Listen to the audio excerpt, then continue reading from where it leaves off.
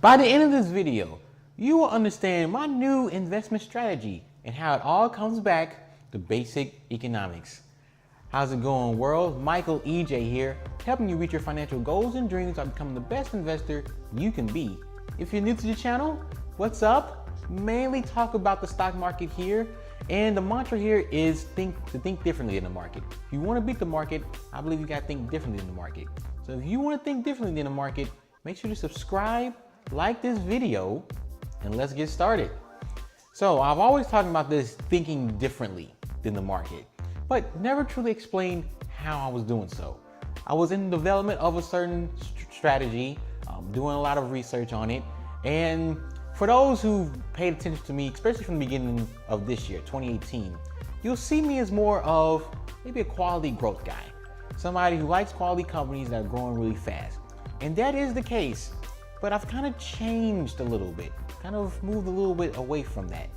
And the new strategy where it's more connected, where I feel very confident in my abilities and it all makes sense, is what I call ESP, economic stock picking. Now with ESP, to be honest, it all comes back to supply and demand. After further studies and with the job I have now, where I talk to investment managers all the time, I'm starting to pick up on what drives prices in the stock market, what drives certain stocks, what drives more buying. And to me, it's very simple. It's supply and demand. More specifically, demand in the short term and supply in the long term. So how are we going to create a strategy like around those two principles? Well, if demand's in the short term, remember, always go back to the return drivers. You got shareholder yield, earnings growth, and changes in the multiple. The change in the multiple is the demand side. That's sentiment. So there's a way you can kind of get a feel for that. And I've kind of thought of some ways to kind of get in touch with that. A lot of my stock picks on here, especially the ones that are month to month, a lot of those are more short-term picks by design. It's just easier to first pick them, find them, and then on top of that, track them for you all. So with a lot of these demand picks, I am taking more of a simplified approach with it. But on the demand side, it's really the criteria for me now is, first off, is the stock hitting a 52-week high? I mean, that's the ultimate test of demand. I mean, the sentiment's there. It's bouncing against a 52-week high, or it's near a 52-week high. It takes a lot for a stock to get there. So that's the first part. Next is there enough sell side support? I mean, yeah, sell side, I'm not the biggest fan of them either. I mean, they are notoriously known for not changing their ratings, never giving sell ratings, and ratings can be stagnant, and they focus too much on one company versus the entire industry, entire sector, entire market. I agree with all of that. But with that being said, there are studies that show like, hey, if you pick the stocks where there is 70%, 80%, 90% of the ratings are buys, that stock's probably gonna go up. Especially if you combine that with the stock's not grossly overvalued from their perspective. Now to me, it might be totally different, but the whole goal of this is short-term gains. I'm looking at them, it's like a swing trading, or in what I'll call a swing investment mentality. You know, I'm looking for just consistent 8 to 10% gains to add to the P&L.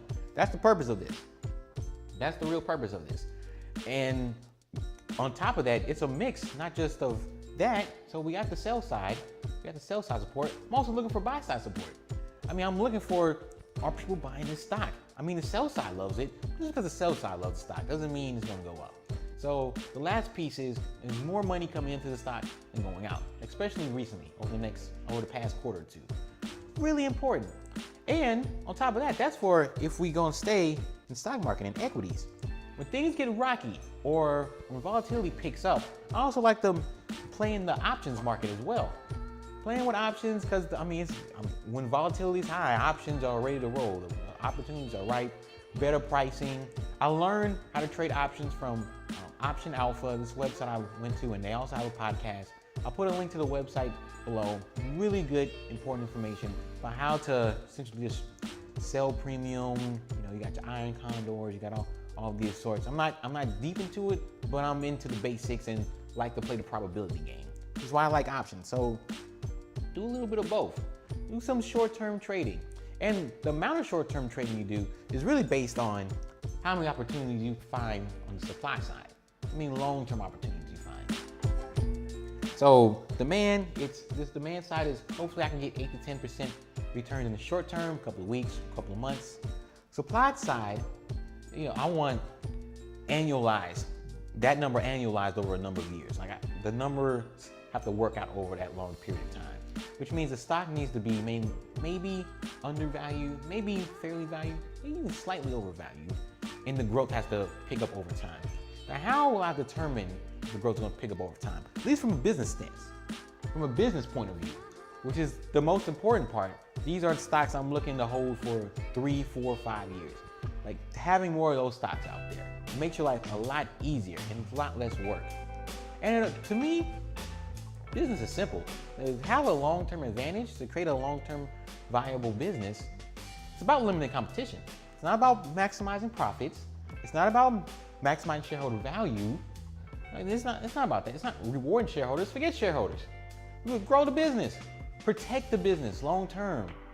Build on this concept of lifetime customer value. Not a lot of people talk about that. It's maybe something that only is focused on in the software space, but no, it applies to all businesses. It's better to have customers that last a lifetime, that last a very long time, even though they might not maximize their purchases at one point in time. It's better to have that than constantly looking to maximize profits in every transaction you have. Some businesses are really good at this. There's one business that comes to mind that value investors always mess up. Traditional investors, my boy Oswald the Motorin, always messes up. There's Amazon. Amazon's the #1 company because they reinvest a lot to protect themselves from competition. Matter of fact, if they announce they're going somewhere, the stock market, that industry freaks out. You saw what happened with the Whole Foods acquisition. Kroger, Walmart, Target, stocks fall. Hint at healthcare, all those healthcare names, they start shaking, becoming more volatile. Very important stuff. That's really good. And the best way to protect yourself is having lots of strategic assets. Now, if you've been watching me for a while, I always talk about intangible assets. But somebody made a comment to me that intangible assets aren't enough. They aren't enough because you know how many patents and trademarks that you got Amazon, you got Nike, you got all these different large companies. I mean, how many trademarks and patents they actually own and don't use? It's tough to look at the utilization rate of those things. On top of that, that's not the only way to build a competitive advantage. You can build a competitive advantage by creating what's called a consumer surplus. You can build it by creating a brand. You can build it by creating an ecosystem. You can build it by creating customer loyalty. There's different ways you can build a competitive advantage to fight off competitors. So this is more focused on that. This is next level business strategy, Porter's 5 forces type of focus. That's what I'm focused on now. So can you continue that fundamental growth rate for the next 5, 10 plus years? The best way to do that is to fight off competition. You might not maximize return on invested capital today, but it will lead to it growing and staying at a reasonable rate in the long term and staying above the market, which is what I'm really looking for. So the fundamental growth rates over the long term stay above the market average, which is about 6%, about 6-7%. We can get to 8, and I can see it sustain past that, and all the numbers work out, definitely a stock to buy. Now, that's from the business perspective. There's also something that's more stock specific, and that's buybacks. Look, buybacks matter. They matter a lot, especially for some companies that are buying back a lot. Not just a little bit, but they're pulling away 1%, 2%, 3% of shares outstanding buying back stock each year. Those stocks tend to have a tendency to go up as well. And there's a number of stocks that might even have shaky fundamentals, but because they're buying back stock and they're squeezing out the shorts, just naturally leads to the stock going up. So that's more of the traditional analysis. That's where I'm paying much more attention to valuation today. That's why I'm using more of a DCF, paying attention to free cash flow, how much cash is being generated. And that's also a good way to beat the market in the long term as well. I mean, when there's less supply, that's what you're looking for. The goal is less supply. So look at it from a competitive standpoint on the business side, or just, are they generating enough cash and are they using the cash effectively on the stock side? And that's all I have for you all today. This is the strategy going forward. Supply and demand. I mean, it all goes back to those basic principles that you probably learned in your high school economics class. I mean, we forget about it, but these are the only two principles you really need from economics in any phase of life. And the difference between these two, well, what determines how much I go on the demand side or the supply side is really just how many supply ideas do I find, especially business supply ideas. That's what I want most of my portfolio to be. If I can't find a lot of those ideas, we're moving on. We're gonna move over to this side, or we're gonna look more from stock sides. And going forward, whenever I'm pitching ideas, like at the end of the month, whenever I'm pitching new ideas, I'm gonna look to find one that's on the demand side for stocks, and two different supply side ones. One that's a long-term pick and on the business side, another one that's more of the buyback side. And that's what I have for you all today. Guys, you gotta think differently. This is thinking differently. This is thinking out of the comfort zone. This is thinking out of this pure valuation and growth. No, it's not a value versus growth issue. It's long-term sustainability. It's, can you fight off competition? What are you doing to fight off competition? What are your strategic assets? How are you fighting off that competition? And if you can't find any ideas, can you at least find some decent ideas in the short term that's kind of similar to a swing trading mentality? At least keep your portfolio afloat in the short run. Michael EJ here, helping you reach your financial goals and dreams by becoming the best investor you can be. And I'll see you in the next video. Peace.